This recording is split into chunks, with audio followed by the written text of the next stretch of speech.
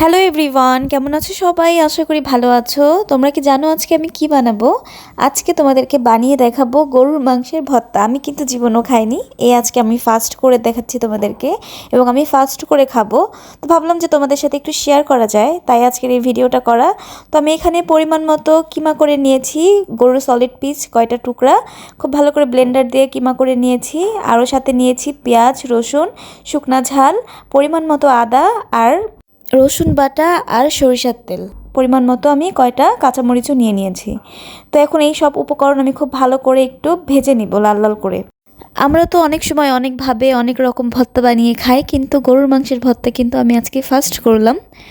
তো মনে হচ্ছে অনেকটা বেশি ভালো হবে। তোমরাও দেখতে পাচ্ছ অনেক কালারফুল হয়েছে। পেঁয়াজ, রসুন আর সব ঝাল যখন একসাথে ভাজছিলাম তখন একটা সুন্দর স্মেল আসছিল ওর ভিতর থেকে। তো আমি আবার এখানে দারচিনি আর এলাচ দিয়ে দিলাম। এটা শুধু একটু ঘ্রাণের জন্য, এটা আমি একসাথে ভর্তাটার সাথে ব্লেন্ড করব না, শুধু একটু ঘ্রাণের জন্য দিলাম। তারপরে এই তো খুব ভালো করে কিন্তু আমি এই সব উপকরণগুলি ভালো করে ভেজে নিলাম। আর ভাজতে ভাজতে সুন্দর একটা স্মেল আসছিল। তো আর কি, এই তো আমার এখানে ভাজাও হয়ে গেল। এখন এটা বাটার পালা। তো যেহেতু আমি ভর্তা করব, ব্লেন্ডার আমি করে নিতে পারতাম, ব্লেন্ড করে নিলে কিন্তু এই মজাটা হবে না, তার জন্য আমি পাটায় বেটে আজকে ভর্তাটা করব।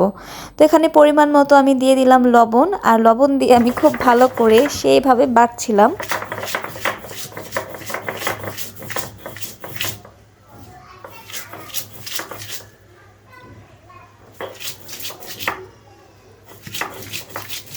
আর এখানেই তো আমার ভর্তা বানানো হয়ে গেছে। তো তোমরাই বলো কেমন হয়েছে আজকে আমার গরুর মাংসের ভর্তাটা।